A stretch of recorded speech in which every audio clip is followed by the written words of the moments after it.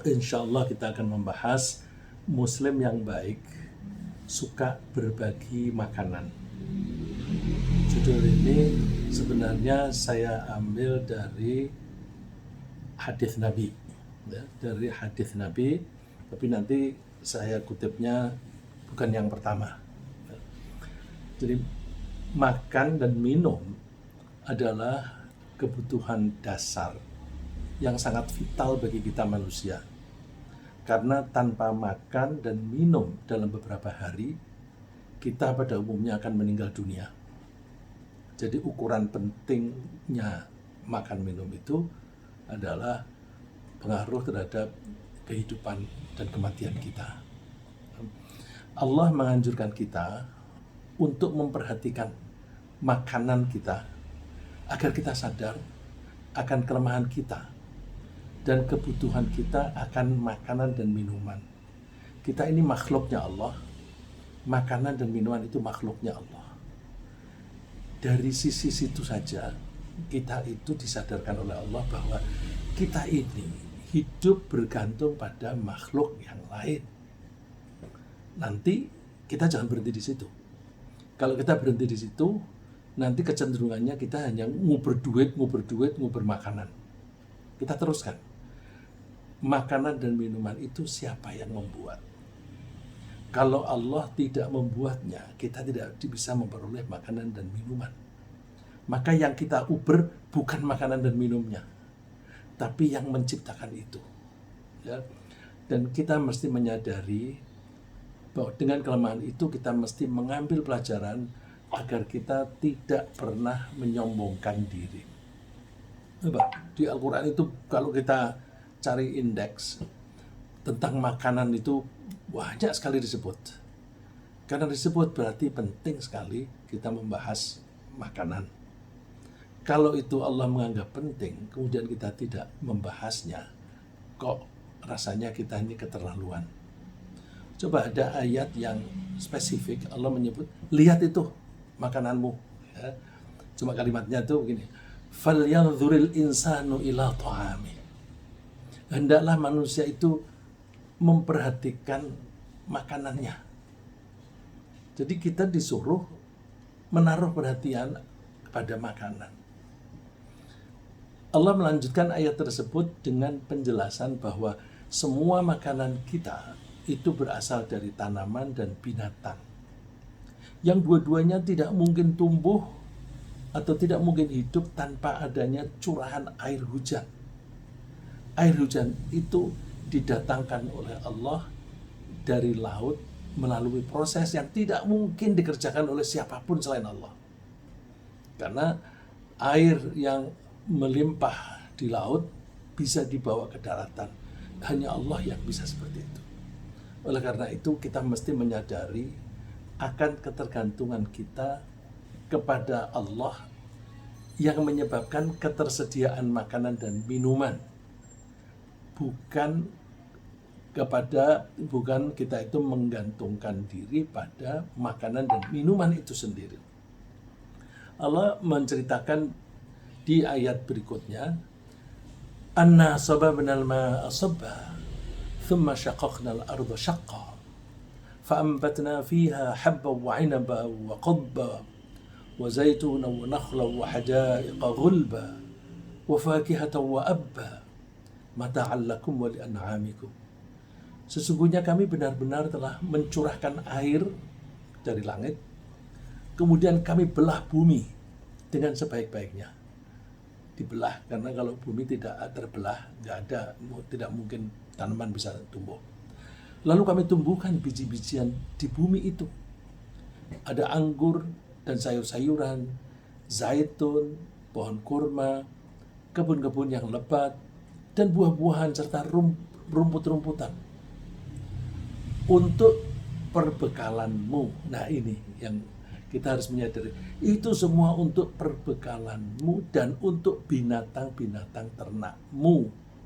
Binatang ternak itu juga untuk kita semua. Jadi kita perhatikan proses terjadinya makanan mulai dari yang paling hulu, yaitu curahan hujan. Terus kita makan dari tanaman dan binatang. Binatang bergantung pada tanaman. Nanti binatang kita konsumsi. Oleh karena itu, kalau kita tidak bersyukur kepada Allah, itu rasanya kok kebangetan. Karena makanan, minuman, dan bahkan kehidupan kita ini bergantung pada Allah, maka selayaknya kita menyembah dan mengabdi kepada Allah saja, sebagaimana diungkapkan oleh Nabi Ibrahim. Nabi Ibrahim dalam dialognya dengan masyarakatnya yang menyembah berhala, Nabi Ibrahim bertanya, kamu ini menyembah siapa? Lalu mereka mengatakan, kami menyembah berhala. Nabi Ibrahim bertanya, memangnya mereka bisa mendengar ketika kamu panggil-panggil? Emangnya mereka itu memberi kamu manfaat atau membahayakan kamu? Memberi manfaat dan membahayakan saja juga tidak. Lalu Nabi Ibrahim mengatakan, mereka mengatakan, ya kami hanya mengikuti nenek moyang. Nah, itu pelajaran juga bagi kita. Tidak semua yang dari nenek moyang kita harus kita ikuti. Kita harus kritis, karena ada kalanya orang tua kita tidak paham. Contoh di orang Indonesia saja. Banyak yang orang tuanya itu dulu hidup pada zaman penjajahan. Sekolah tidak bisa, sehingga pendidikannya rendah. Kemudian ketika anaknya itu menjadi sarjana dan bahkan profesor doktor, tidak boleh anak itu lalu meremehkan orang tuanya meskipun tidak sekolah. Nah, tapi kalau orang tua itu karena kebodohannya lalu berbuat kesalahan, kita nggak boleh niru. Ya, apalagi kesalahan itu di bidang penyembahan, kita tidak boleh meniru. Maka Nabi Ibrahim mengatakan, fa innahum aduwwun li illa rabbil alamin. Itu yang kamu sembah dan juga yang disembah oleh orang tua, oleh nenek moyangmu. Aku memusuhi mereka. Artinya aku menjauhi mereka.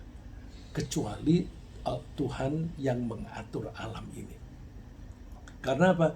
Tuhan yang mengatur alam ini, alladzi khalaqani fahuwa yahdin. Allah membuat aku, menciptakan aku, kemudian Allah memberi aku hidayah, memberi aku petunjuk. Walladzi huwa yut'imuni wa yasqin. Dan dialah Allah itu yang memberi aku makan dan memberi aku minum. Wa idza maridtu fahuwa yashfi. Dan ketika aku sakit, Allah pula yang menyembuhkan aku. Kalau ada orang yang mengaku bahwa yang menyembuhkan aku dokter, atau yang menyembuhkan aku obat, yang membuat obat itu bisa membunuh kuman atau penyakit yang ada di dalam tubuh kita, siapa yang membuat mekanisme itu? Kita ini kan, atau para ahli farmasi itu kan hanya mencoba mencarikan bahan kimia apa yang bisa membunuh kuman model ini dan model itu dan sebagainya. Tapi mekanismenya itu sendiri yang membuat Allah. Dan itu dipelajari oleh orang ahli farmasi dan ahli kesehatan, oleh para dokter. Nah, oleh karena itu dokter itu hanya memberikan pengarahan supaya kita melakukan tindakan yang sesuai dengan kebiasaan Allah ketika menyembuhkan penyakit. Maka tetap yang menyembuhkan adalah Allah. Wa idza maridtu fahuwa yashfin. Ketika aku sakit, dialah yang menyembuhkan. Ini harus hati-hati, karena orang yang tidak bisa memahami lalu terus menganggap bahwa kalau ketika sakit, udah aku gak usah berobat, yang menyembuhkan aku kan Allah. Loh, Allah itu menyembuhkan atau memberi kita rezeki itu pakai mekanisme. Maka kita harus mengikuti mekanisme itu. Yang butuh makanan bukan hanya kita manusia biasa. Para utusan Allah pun juga membutuhkan makan agar bisa melaksanakan tugasnya menyampaikan pesan dari Allah. Wa ma arsalna qablaka minal mursalina illa innakum la yakuluna at-ta'ama wa yamshuna fil aswaq. Kami tidak mengutus utusan sebelum engkau kecuali mereka itu semuanya makan makanan dan juga jalan-jalan di pasar. Ini Rasulullah orangnya cerdas dan beliau menjadi nabi yang terakhir dan beliau mendapatkan informasi yang banyak tentang nabi-nabi sebelumnya. Ya, wahyunya Allah di Al-Quran itu kan banyak cerita-cerita tentang nabi-nabi pendahulunya. Dari situ Nabi Muhammad itu mengambil tindakan jangan sampai umatnya ini salah sikap. Misalnya, ada nabi sebelum Rasulullah SAW yang setelah meninggal disembah. Justru setelah meninggal disembah. Dulu waktu masih hidup tidak disembah. Karena apa? Nabinya itu bilang sembahlah hanya Allah. Jadi kalau misalnya ada orang yang mau mencoba-coba menyembah dia, pasti ditolak, pasti dilarang. Tapi perintahnya menyembah Allah. Setelah meninggal justru disembah. Itu kan aneh gitu kan. Itu aneh. Nah, Rasulullah itu seringkali pamer bahwa saya ini makan loh seperti kamu. Kalau aku lapar, ya aku lemes seperti kamu. Jadi tidak layak kamu anggap sebagai Tuhan. Gitu. Jadi seringkali Rasulullah itu makan itu di tempat-tempat umum, di tempat-tempat yang orang-orang melihat, gitu, supaya tidak dianggap seperti pendahulunya dan sebagainya. Ya. Jadi makan ini penting, tetapi jangan membuat kita justru menjadi rakus. Ya. Allah juga menerangkan bahwa tubuh para utusan Allah itu pun juga pasti akan berakhir hidupnya, pasti akan mati. Pesan yang bisa kita tangkap adalah bahwa karena semua utusan Allah membutuhkan makan dan pasti akan meninggal dunia, maka tidak layak mereka itu dianggap sebagai Tuhan, baik semasa hidup mereka maupun setelah mereka wafat. Tapi betapa sangat disayangkan bahwa banyak orang yang tidak memahami itu atau tidak mau memikirkan hal itu dengan baik. Sehingga yang kita saksikan justru mayoritas manusia di dunia ini tidak menyembah Tuhan yang sebenarnya. Mereka lebih menyembah yang dianggap-anggap saja sebagai Tuhan. Ya. Dan seringkali kegiatan yang semacam itu tuh ditokohi oleh orang-orang yang orientasinya penghasilan. Ya. Seringkali begitu. Ya. Ini kalau saya ambil contoh yang di kalangan kita orang Islam sendiri, tahlil itu boleh nggak? Tahlil mendoakan orang tua yang sudah meninggal boleh. Tapi kemudian dibuat tradisi yang berkembang sampai sekarang. Kalau ada orang meninggal lalu bikin tahlil, terus tahlil itu kita mencari orang yang memimpin tahlil, lalu kita kasih amplop. Nah, kalau yang kita kasih amplop itu orientasinya orientasi duit, maka dia akan mendorong orang untuk selalu menyelenggarakan tahlil. Kenapa kamu gak bikin tahlil? Kamu gak sayang sama orang tuamu? Ngomongnya begitu. Tapi kalau kamu bikin tahlil, akulah yang mimpin. Nanti kamu ngasih aku amplop. Jadi,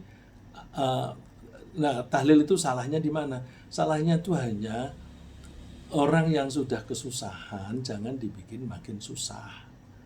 Terus kalau dia memang kaya, punya harta cukup, kemudian mengundang orang untuk membantu mendoakan, lalu terus mereka diberi makan, itu nggak apa-apa. Tapi kalau itu sampai mengada-adakan, sampai utang, itu salah gitu.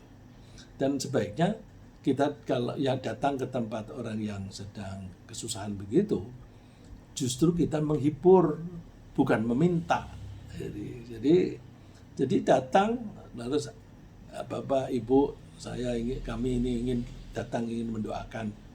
Habis doa, pulang. Ya. Itu nggak apa-apa.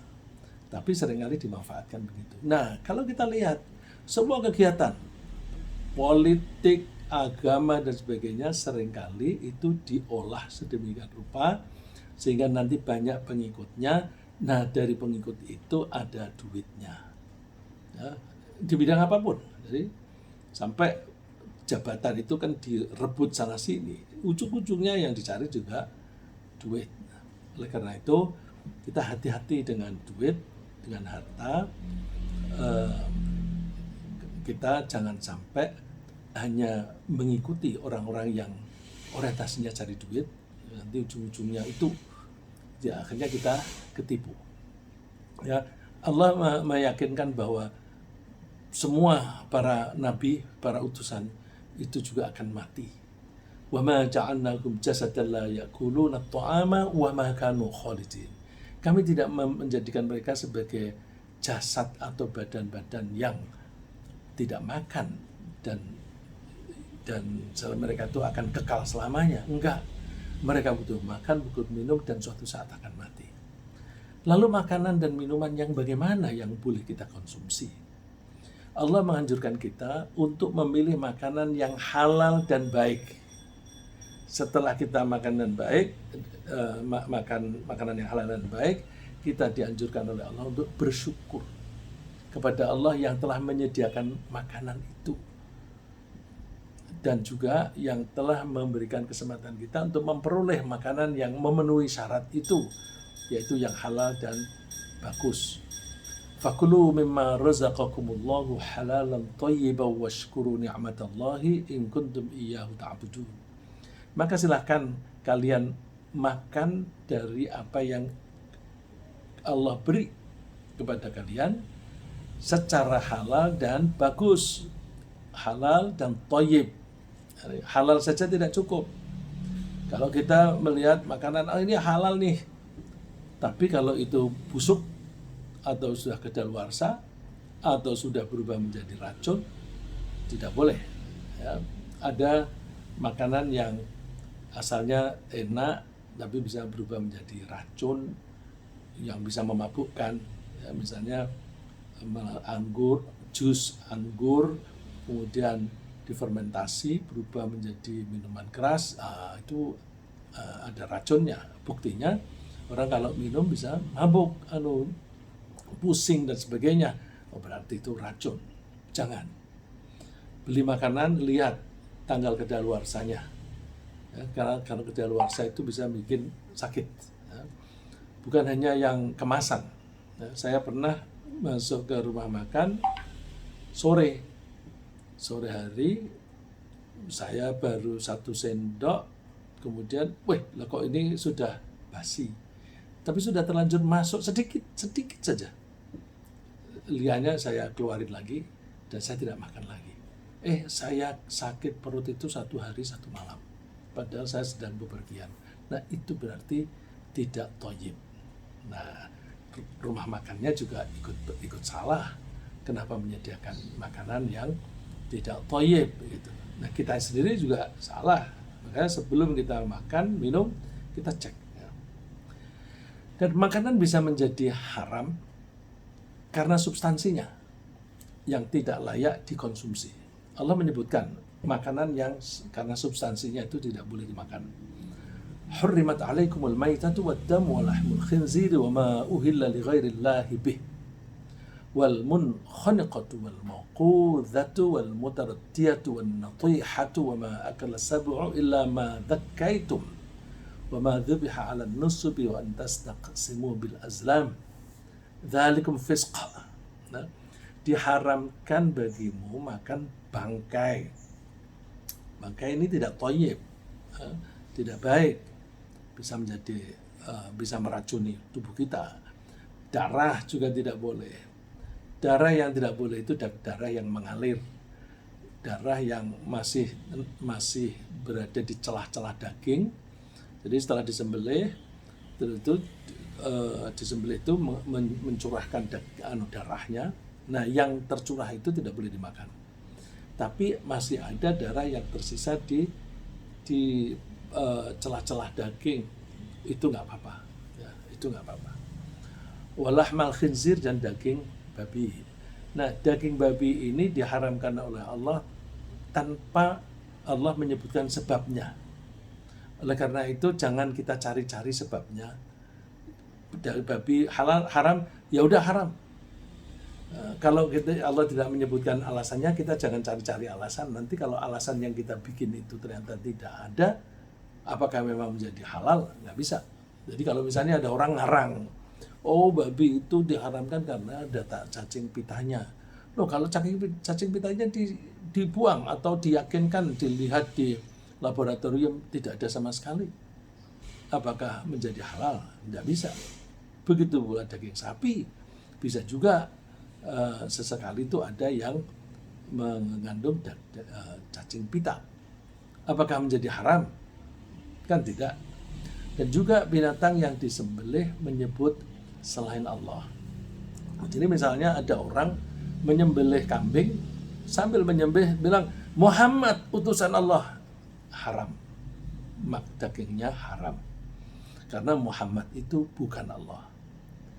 Apalagi kalau menyebutnya demi Fir'aun, demi matahari, demi yang lain-lain, nggak boleh, menjadi haram. Ya. Dan juga yang tercekik.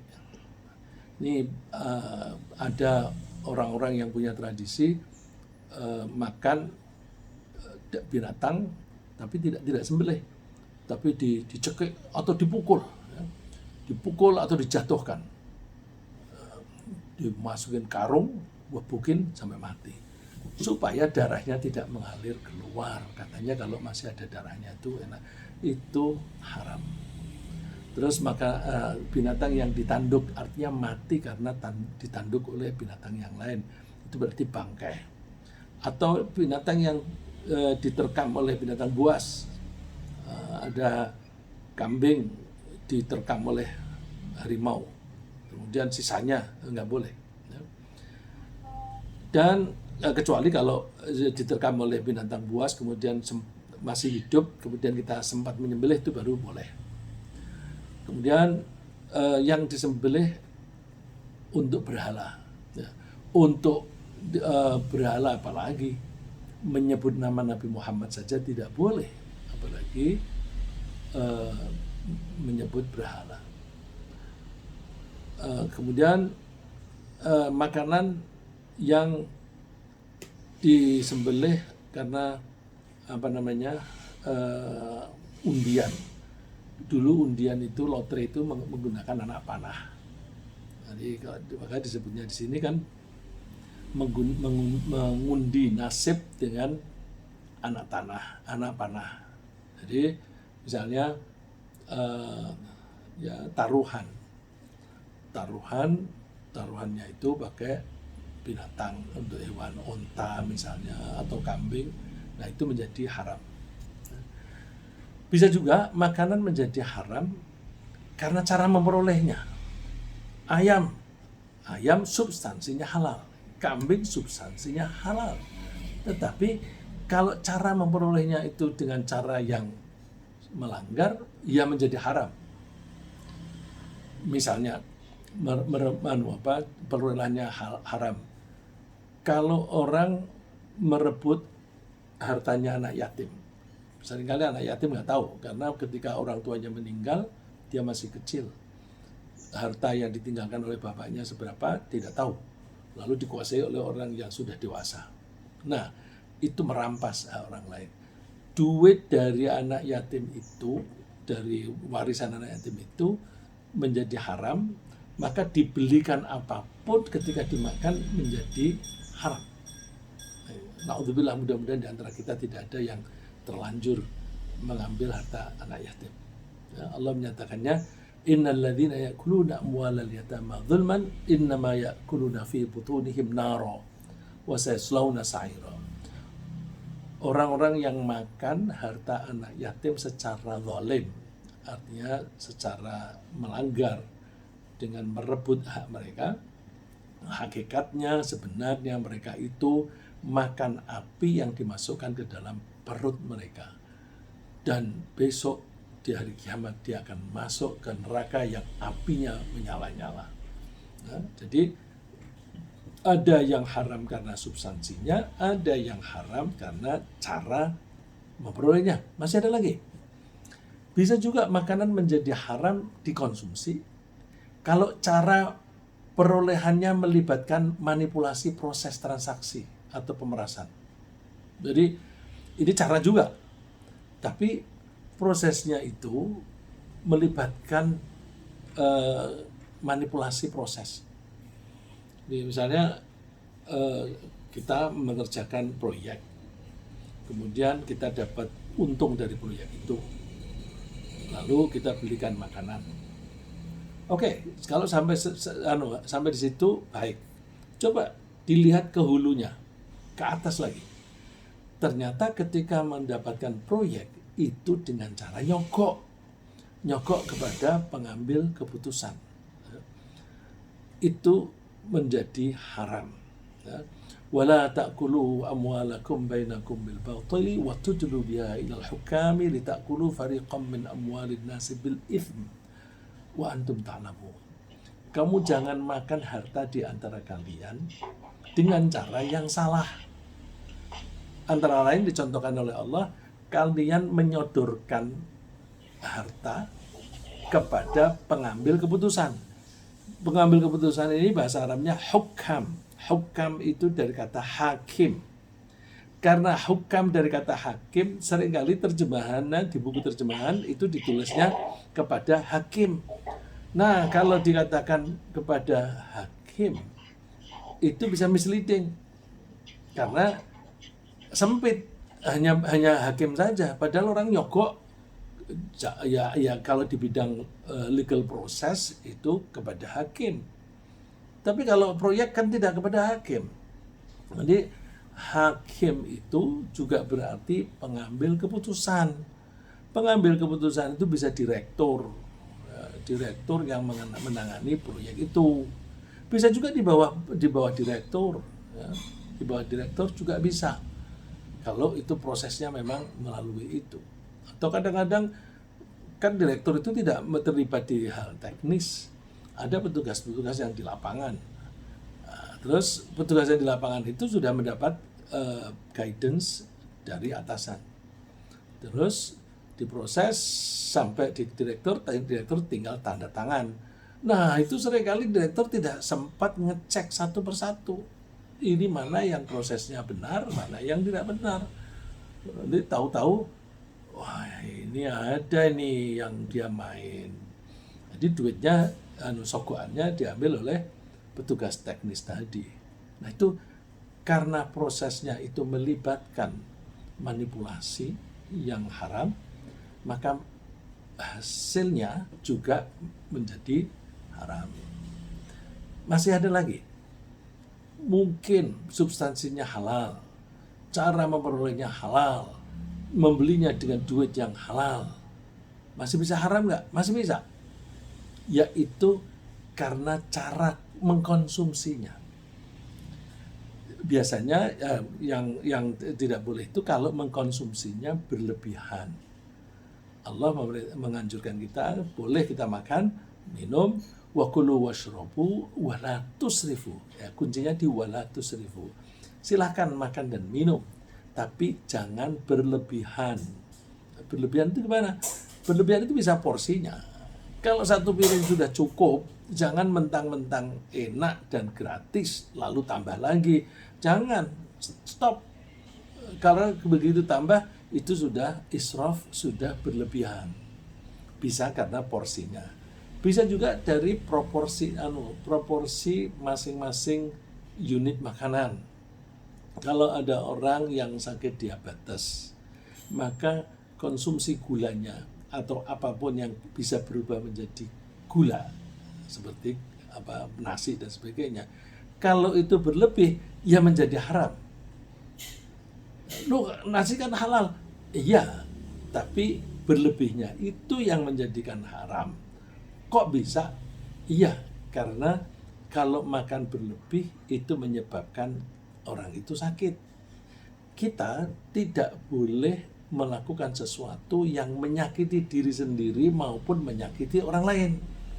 Nah, kalau orang diabetes kemudian gulanya atau karbonya berlebihan, sama dengan dia menyakiti diri sendiri. Begitu pula kalau orang kena tekanan darah tinggi karena kolesterol atau terlalu banyak garam dan sebagainya. Itu kalau berlebihan itu menjadi haram karena mengakibatkan kerugian bagi dia. Ya.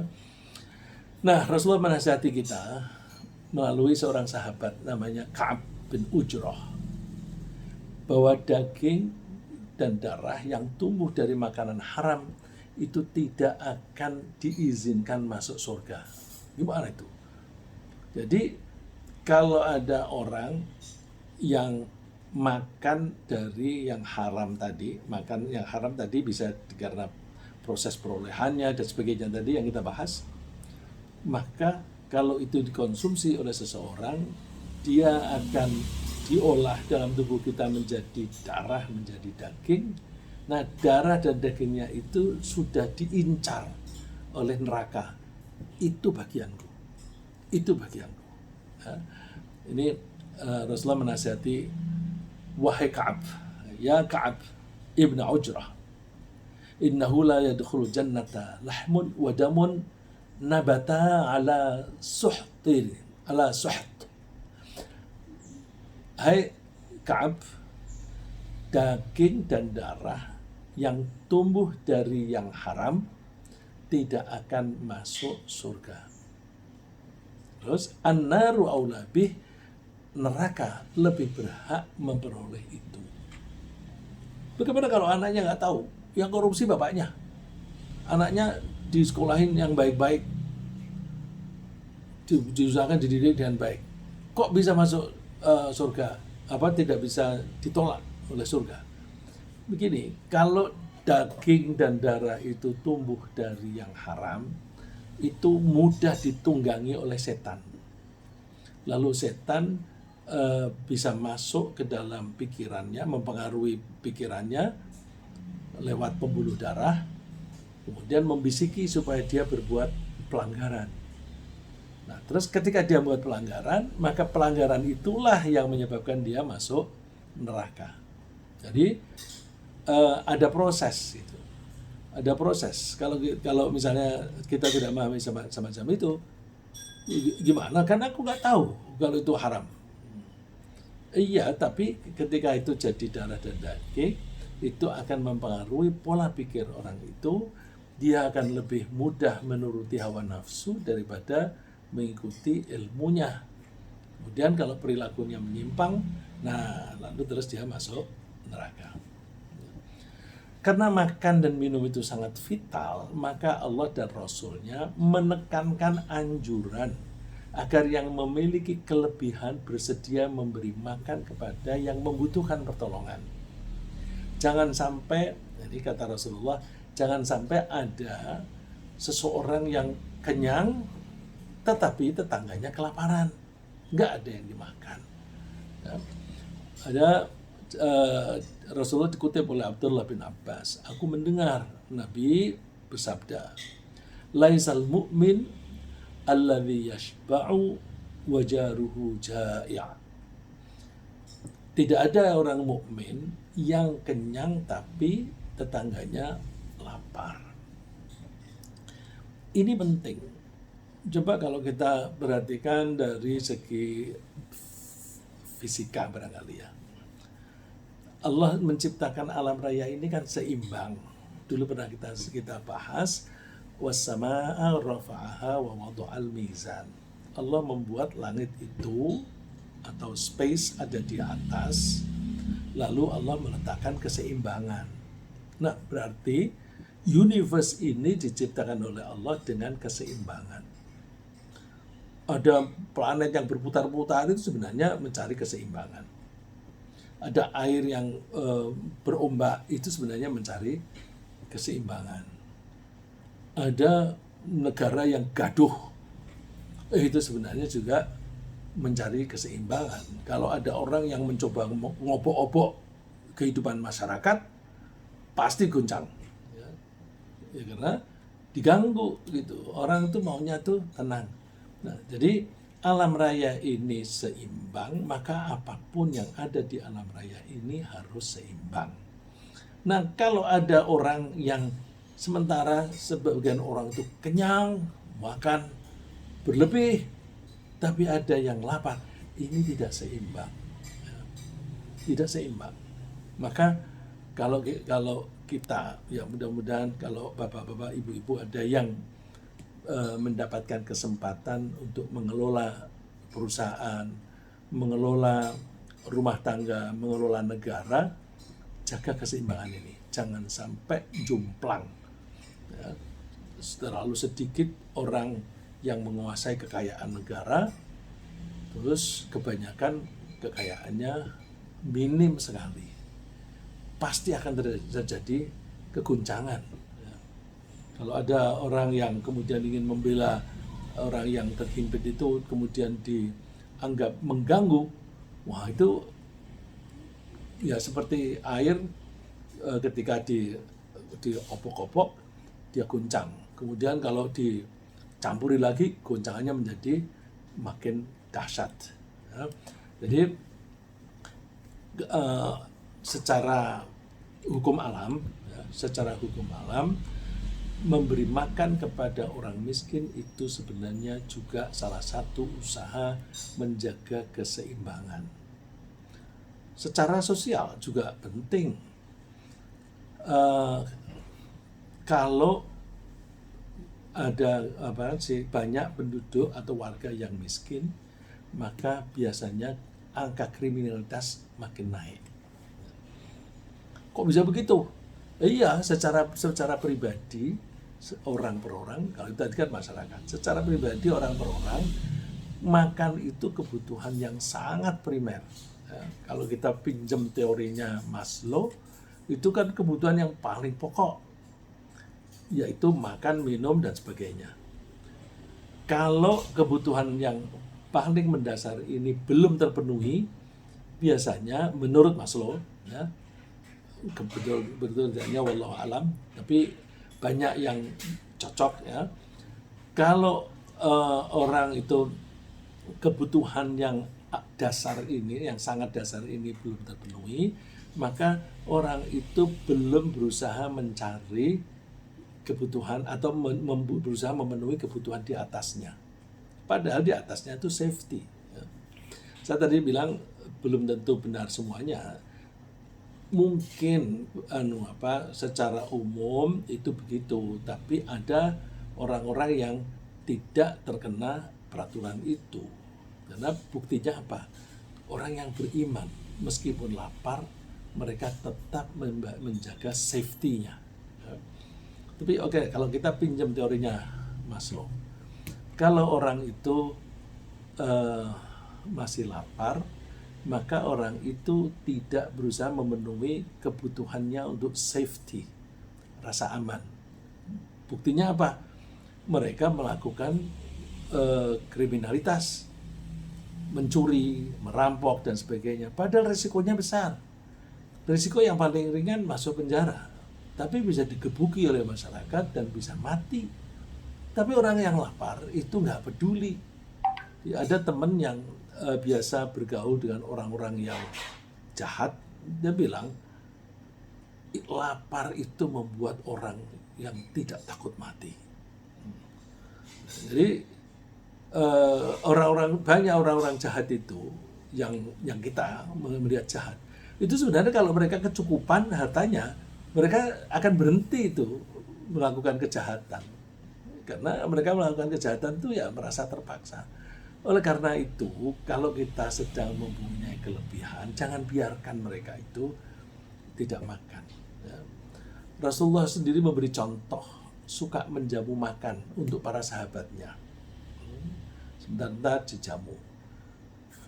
Ada kalanya menjamu dari diri sendiri, jadi keluarganya memasak, kemudian para sahabat dipanggil. Ada kalanya ada orang lain memberi hadiah kepada Rasulullah, terus Rasulullah mengundang para sahabatnya, terutama yang ada di masjid. Di masjid itu ada sampai 300-an orang tuh. Setiap saat itu minimum ada 300-an orang.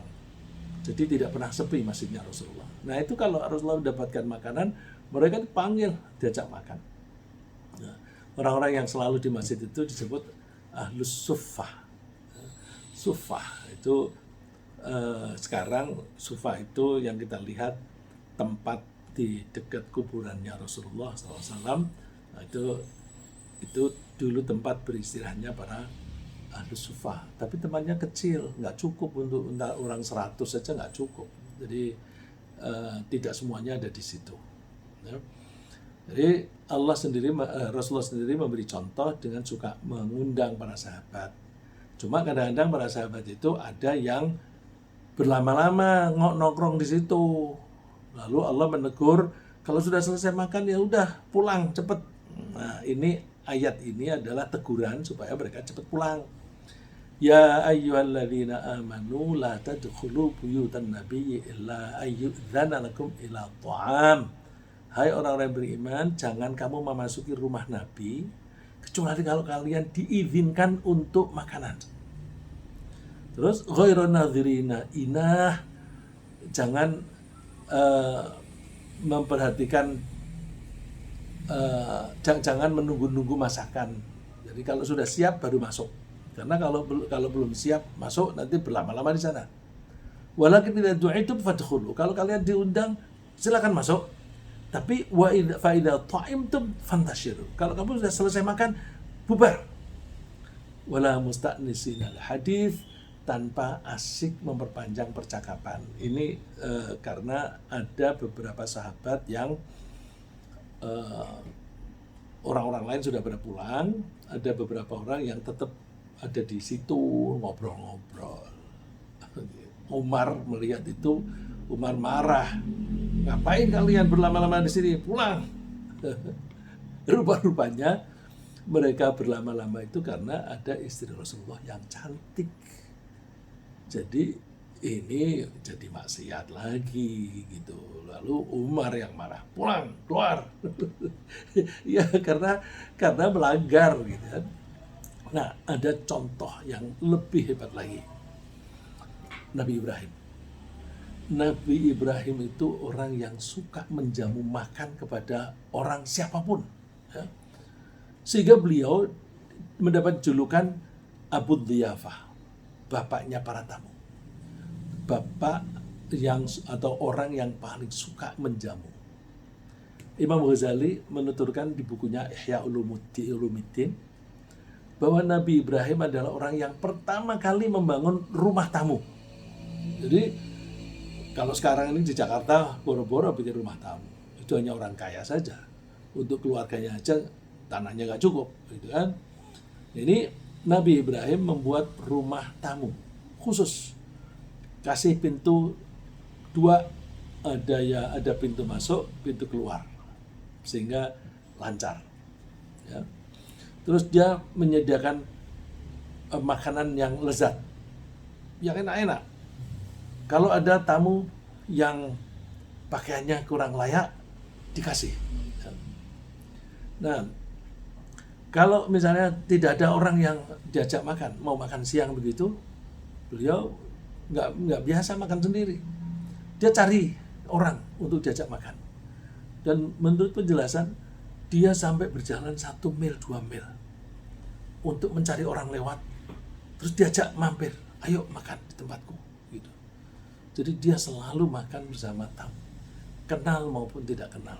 Nah, karena dia memang suka menjamu tamu, dia didatengin oleh para tamu yang waktu itu dia tidak tahu bahwa para tamu ini sebenarnya malaikat. Mereka datang rombongan, di Al-Quran tidak sebutkan jumlahnya berapa, tapi beberapa orang. Begitu ada tamu, langsung cepat dia ke belakang menemui keluarganya, menyiapkan makanan.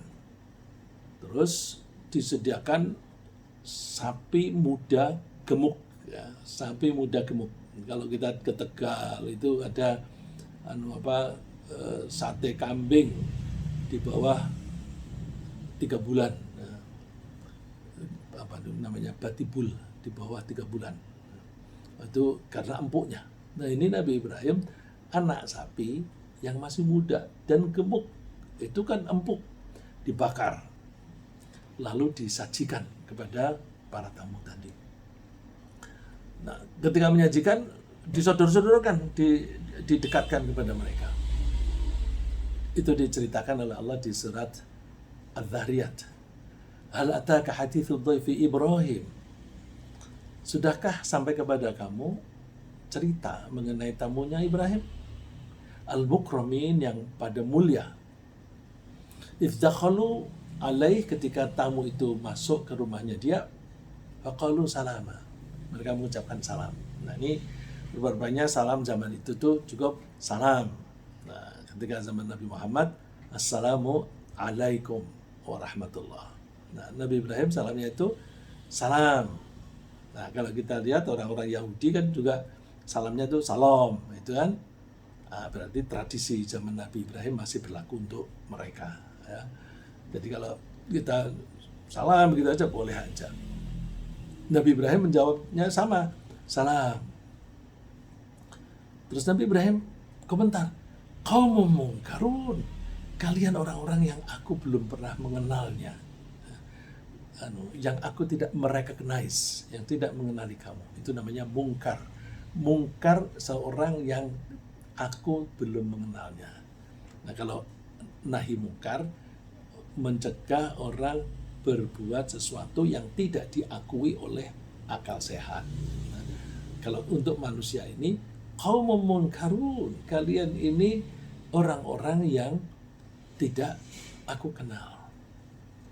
Terus setelah itu disodorkan, faragha ila ahlihi faja'a bi'ajlin samin. Dia sodorkan itu, ajlin itu anak sapi, samin yang gemuk. Faqarrabahu ilaihim, disodorkan kepada mereka. Ternyata mereka itu pura-pura saja makan, nggak nyampe ke mulutnya. Wah, Nabi Ibrahim takut. Ini makhluk apa ini? Kok tidak makan? Terus disebutkan di kelanjutan dari ini, dia ketakutan. Fa'ujasa fi nafsihi khifah. Dia takut. Terus tamu tadi menghiburnya. Nggak usah takut. Ya. Fa'ujasa minhum khifah. Dia ketakutan.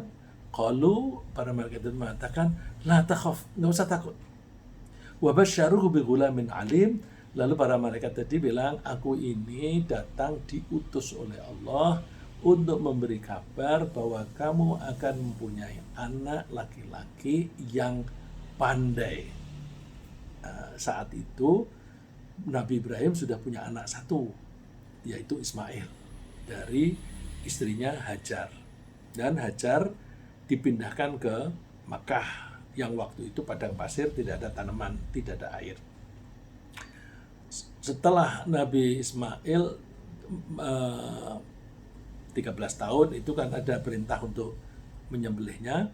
Lalu 1 tahun berikutnya Nabi Ibrahim ketika ada di rumah istri yang pertama, yaitu Sarah, yang kita nggak tahu persis rumahnya di mana, tapi kuburan beliau itu ada di Hebron.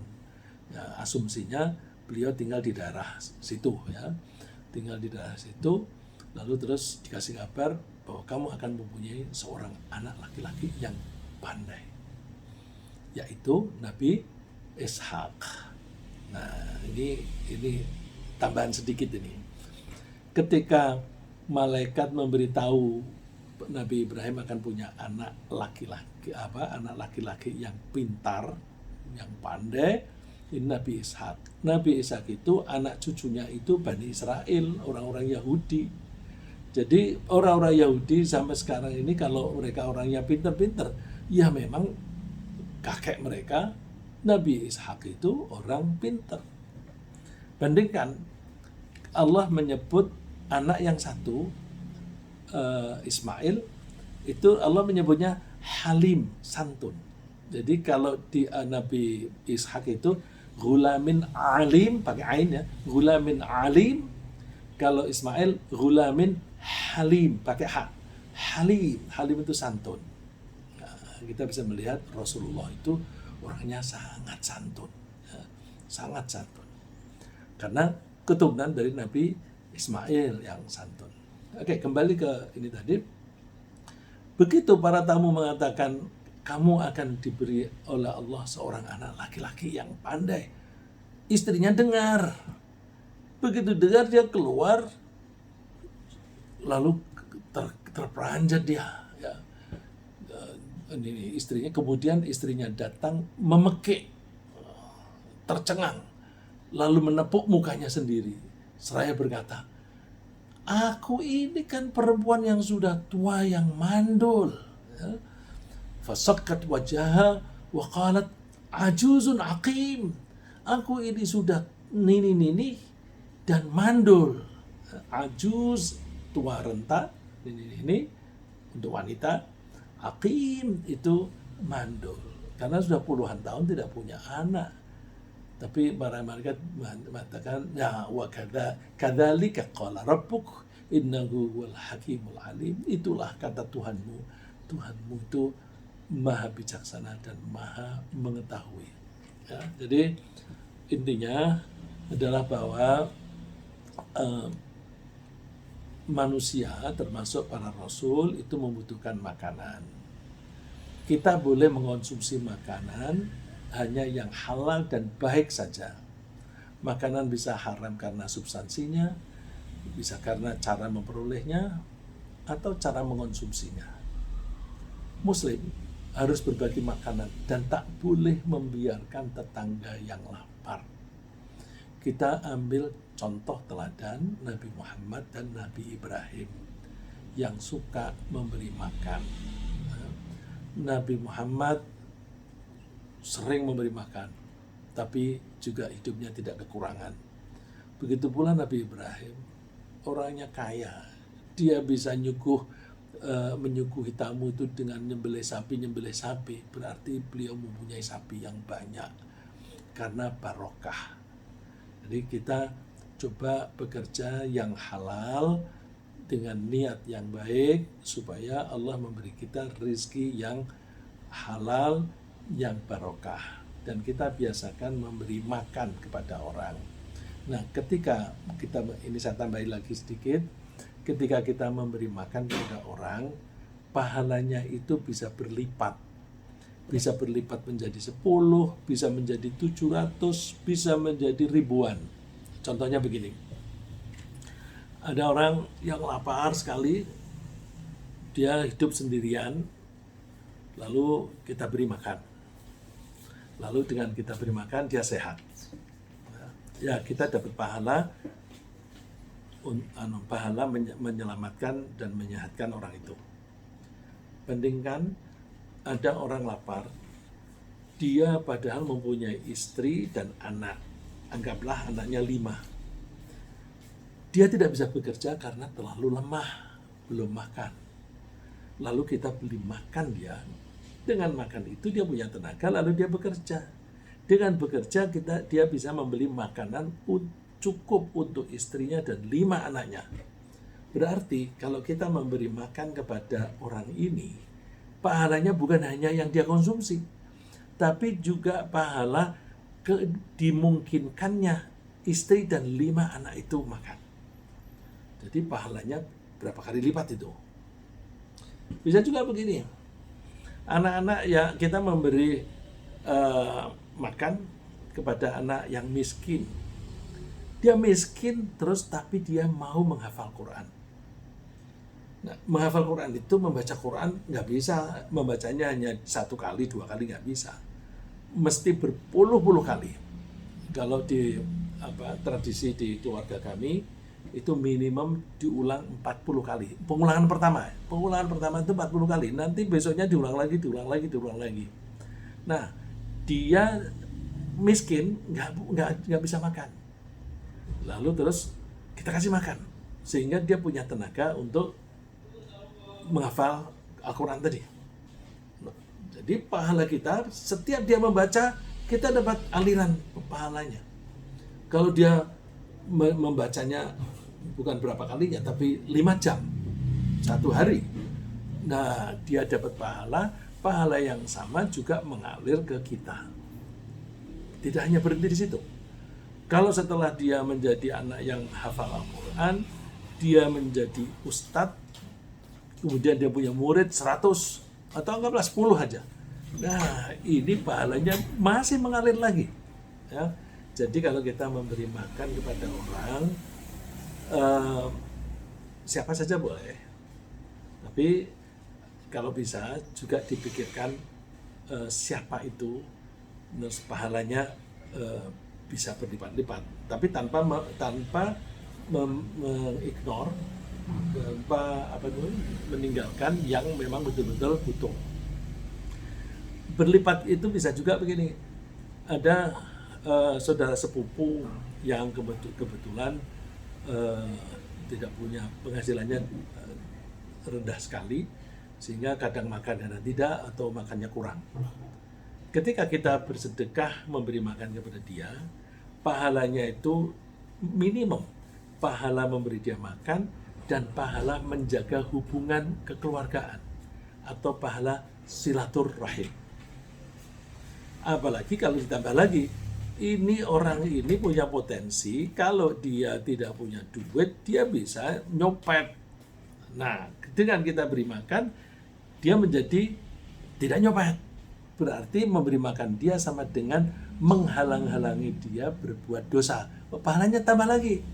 Karena sedekahnya itu menyebabkan dia tidak melakukan dosa. Ya. Mudah-mudahan kita terdorong untuk memberi makan kepada orang lain, terutama bagi kita yang punya kelebihan. Kita usahakan harta yang kita punya itu bisa menolong kita tidak hanya di dunia, tapi juga di akhirat. Banyak orang yang menyimpan sebagai cadangan, tapi cadangannya itu berlebih, sehingga ketika meninggal, cadangannya itu masih numpuk di bank. Nah, ketika mati, duitnya itu nggak bisa menolong. Wah, itu orang itu menyesal.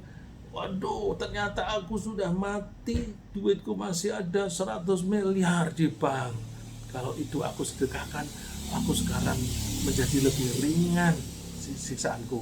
Atau kalau masuk surga, ya aku bisa di tempat yang lebih tinggi. Ya. Jadi, kita kuatkan tawakal kita, pasrah kita kepada Allah, bahwa Allah sudah menjamin rizki untuk kita, maka kita nggak usah takut tidak bisa makan hari esok. Terima kasih, mudah-mudahan bermanfaat.